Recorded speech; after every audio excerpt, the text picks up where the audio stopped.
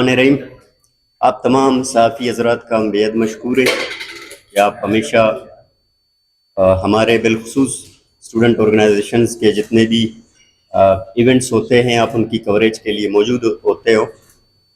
مختلف صحافتی پابندیوں کے باوجود ہمیں آپ سے یہ توقع ہمیشہ سے رہی ہے اور اب بھی آپ لوگوں سے یہ توقع ہے کہ آپ ہمیشہ حق اور سچ کی آواز بن کے ہماری آواز حکام بالا تک نہ صرف پہنچاؤ گے بلکہ جتنی بھی ناانصافیاں بلوچ عوام کے ساتھ، بلوچستان کے ساتھ یا ہمارے ساتھ ہو رہی ہیں، آپ اس میں بحیثیت صحافی اپنا کردار نبھا کر ہمارے ساتھ شریک ہوں گے.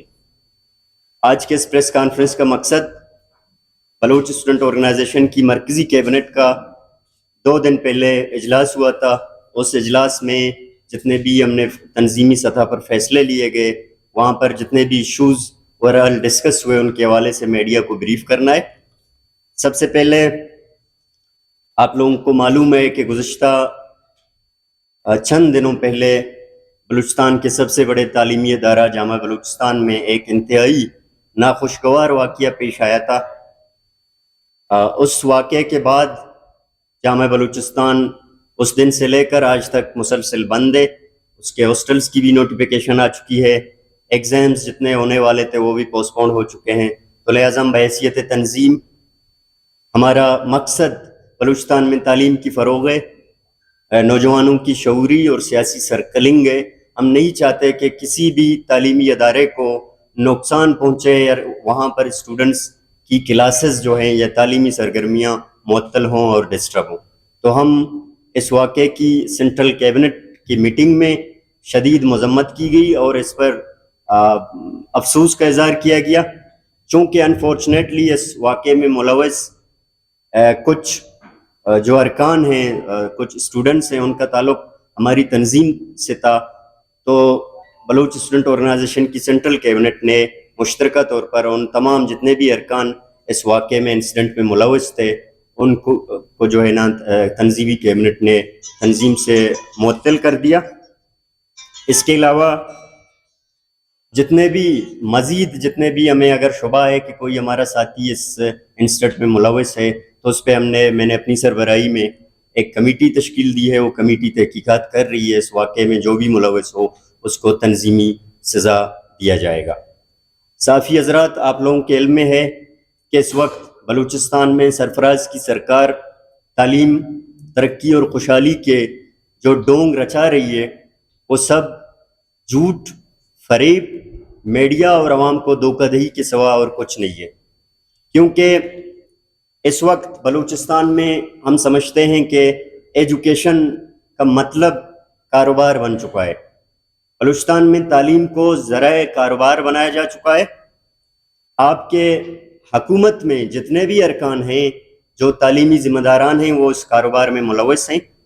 اس کا مثال گزشتہ دنوں بلوچستان بورڈ میں ہونے والی جو انکشافات آ رہی ہیں میڈیا کے ذریعے، آپ لوگوں کو معلوم ہے کہ کنٹرولر بلوچستان بورڈ کو عہدے سے ہٹا دیا گیا تھا اور اس موقع پر ہٹایا جا چکا ہے کنٹرولر کو کہ اسی موقع پر ریزلٹس جو ہے نا اناؤنس ہونے والے ہیں. تو ہم سمجھتے ہیں کہ بلوچستان بورڈ کے جتنے بھی امتحانی رزلٹ ہیں، Baloch student organization Balochistan board کے رزلٹ کو مسترد کرتی ہے.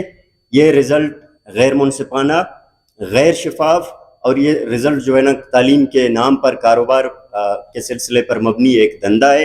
ہم سمجھتے ہیں کہ اس کو بند ہونا چاہیے. اس رزلٹ میں یہ سوچنے کی بات ہے کہ ایک ہی ادارے سے جو پوزیشن ہولڈر ہیں ان کا تعلق ایک ہی ادارے سے ہے. فرسٹ، سیکنڈ اور تھرڈ پوزیشن جن بچوں نے حاصل کیے وہ ایک ادارے سے تعلق رکھتے ہیں. اس کے علاوہ ہمیشہ سے بلوچستان کے تعلیمی اداروں میں اس طرح کی جو ہے نا واقعات ہوئے ہیں، لیکن افسوس کی بات یہ ہے کہ اس واقعے میں صرف ایک بندہ ملوث نہیں ہے بلکہ بلوچستان کی منسٹر ایجوکیشن سے لے کر سیکریٹری ایجوکیشن اور جتنے بھی تعلیمی ذمہ داران ہیں ان واقعے میں ملوث ہیں. ہم جو ہے نا مطالبہ کرتے ہیں کہ جتنے بھی ذمہ داران اس کاروبار کے دھندے میں ملوث ہیں ان کو سزا دی جائے. اس کے علاوہ جو بلوچستان کا بجٹ پیش ہوا بجٹ میں جو حکومت دعوے کر رہی ہے کہ یہ عوام دوست اور تعلیم دوست بجٹ ہے، خوزدار میں جالاوان میڈیکل کالج جو کئی سالوں سے پینڈنگ میں اس کی بلڈنگ، اس بجٹ میں جالاوان میڈیکل کالج کی بلڈنگ کو ہی بجٹ سے نکال دیا گیا۔ تو ہم سمجھتے ہیں کہ ایک طرف تعلیم کی ترقی اور تعلیم کے دعوے، دوسری طرف تعلیمی اداروں کو بجٹ سے نکال کر روڈ، نالی، ٹیکے اور اس طرح کے غیر ضروری منصوبے شامل کرنا اس بات کی ثبوت ہے کہ موجودہ سرکار بلوچستان میں تعلیم کے نام پر جو ہے نا سنجیدہ نہیں ہے۔ اس بجٹ میں جو بلوچستان میں ایک اہم ایشو ہے اس وقت، 18ویں آئینی ترمیم کے بعد بلوچستان کے جتنے بھی یونیورسٹیز ہیں، اعلیٰ تعلیمی ادارے ہیں، ہائر ایجوکیشن کمیشن جو ہے نا ان کی فنڈنگ نہیں کرتی، بلکہ صوبائی حکومت ذمہ دار ہے کہ یونیورسٹیوں کو فنڈ کرے۔ لیکن صوبائی حکومت کی غفلت اور لاپرواہی کی وجہ سے بلوچستان کے تمام تعلیمی ادارے اس وقت ان کے اساتذہ تنخواہوں سے محروم ہیں، وہاں پر اکیڈمکس آپ کی ڈسٹرب ہے، وہاں پر کلاسز ڈسٹرب ہیں، تعلیمی سرگرمیاں ڈسٹرب ہیں۔ اس کی سب سے بڑی وجہ کہ حکومت بلوچستان 18ویں آئینی ترمیم پر عمل کر کے ان کے لیے بجٹ ریلیز نہیں کر رہا۔ اس وقت جامعہ بلوچستان کا یہی ایشو ہے، تربت یونیورسٹی کا یہی ایشو ہے، آپ کے اتل یونیورسٹی کا یہی ایشو ہے، بیوٹمز یونیورسٹی کا، خوزدار انجینئرنگ یونیورسٹی کا، جتنے بھی پبلک سیکٹر یونیورسٹیز ہیں وہ اس چیز پہ سفر کر رہے ہیں۔ تو ہم سمجھتے ہیں کہ یہ بھی بلوچستان کے طلباء کے ساتھ، بلوچستان کے اساتذہ کے ساتھ ایک مذاق ہے تعلیم کے نام پر، اس کو بند ہونا چاہیے۔ دوسری جانب حکومتی ترجیحات تعلیمی اداروں کو بند کرنے، حکومتی ترجیحات تعلیمی اداروں کو ملٹرائزیشن کی جانب جانے کا ہے۔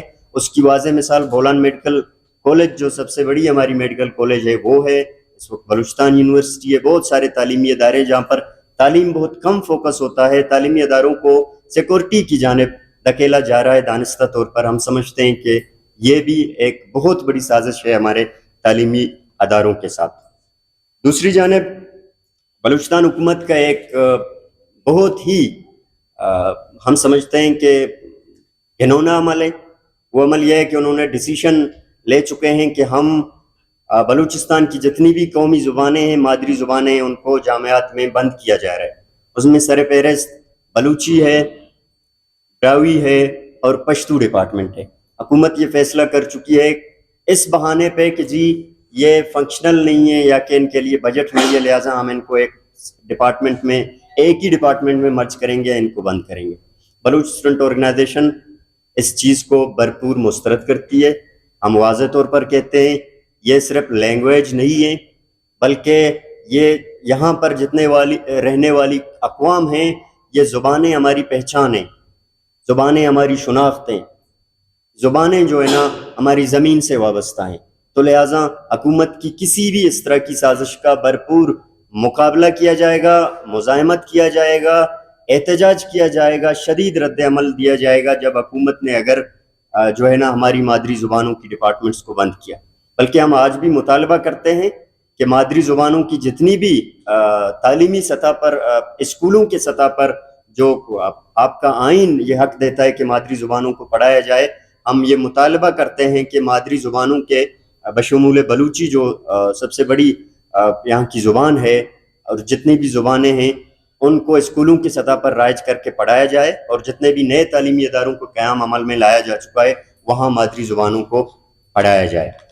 بہت سے صحافی حضرات، آخر میں انتہائی اہم ایشو کی طرف آپ لوگوں کو آپ کی توجہ دلانا چاہوں گا، وہ بلوچستان میں اس وقت انسانی حقوق کی پامالی ہے، اور موجودہ جو حکومت ہے وہ بلوچستان میں سیکورٹی کے نام پر، لا اینڈ آرڈر کے نام پر سیاسی کارکنان، حرم جدوجہد کے پیروکاروں اور ڈیموکریٹک وے میں جتنے بھی جہدکار ہیں ان کے گرد گہرا تنگ کر کے جو ہے نا اس کو لا اینڈ آرڈر کا بہانہ بنایا جا رہا ہے۔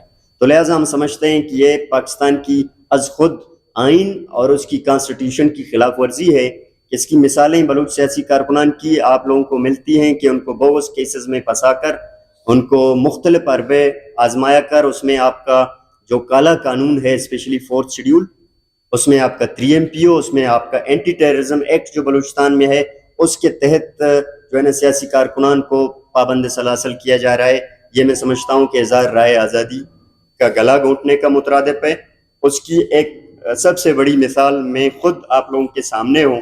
کچھ چیزیں میں میڈیا کے سامنے پیش کرنا چاہوں گا. پچھلے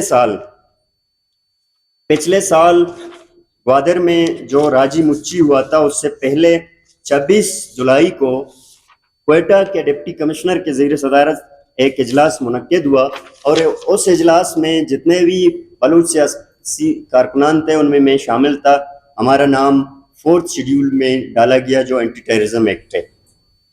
اس کے بعد ہم تمام سیاسی کارکنان نے بلوچستان ہائی کورٹ جانے سے پہلے، کیونکہ ایک پروپر طریقہ کار ہوتی ہے، ہوم ڈپارٹمنٹ نے چونکہ ہمارے نام 4 شیڈیول میں ڈالے تھے تو اس میں ہم نے رجوع کیا.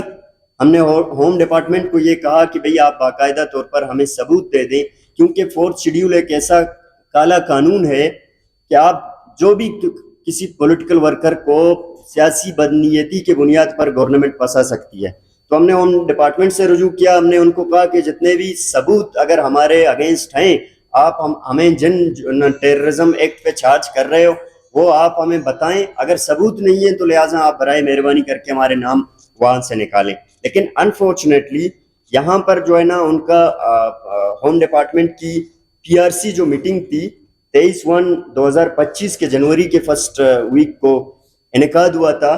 اس میں باقاعدہ طور پر ہمارے جو اپلیکیشن ہیں وہ ریجیکٹ کیے جا چکے تھے اور کہا گیا تھا کہ آپ کو جو ہے نا مزید اس میں شامل کیا جائے گا 4 شیڈیول میں. پھر اس کے بعد ہم نے اسی فیصلے کی بنیاد پر بلوچستان ہائی کورٹ میں رجوع کیا اپنے لیگل ٹیم کے ساتھ. ہمارے وکلا نے ہائی کورٹ میں دلائل دیے اس کے حق میں، اور ہائی کورٹ نے ہوم ڈپارٹمنٹ کو جواب طلبی کی کہ اگر آپ لوگوں کے پاس ثبوت ہے ان کے خلاف تو آپ پیش کریں.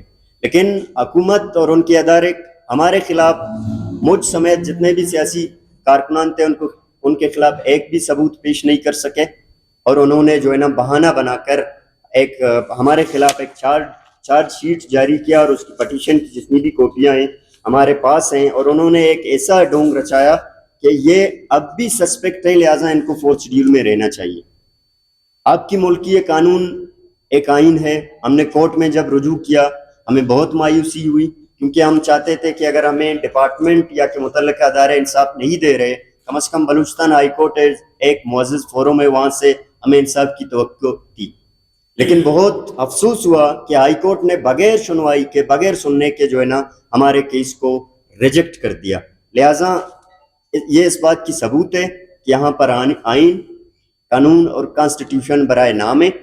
یہاں پر سیاسی کارکنان کو جتنے بھی حربوں کے ذریعے سے دبایا جا رہا ہے، ان کی جو ہے نا سیاسی سرگرمیوں کا گلا گھونٹا جا رہا ہے. انہی 4 شیڈیول کی وجہ سے ہم اس وقت ہمارے سارے بینک اکاؤنٹس فریز ہیں، ہمارے CNICs انہوں نے بلاک کیے ہیں، ہمارے اکاؤنٹس بلاک کیے ہیں. ہماری سیاسی سرگرمیوں پر ایک ایسی پابندی لگا دی گئی ہے کہ ہم کسی بھی جگہ پر موو نہیں کر سکتے، کوئی بھی پولیٹیکل ایکٹیویٹیز نہیں کر سکتے.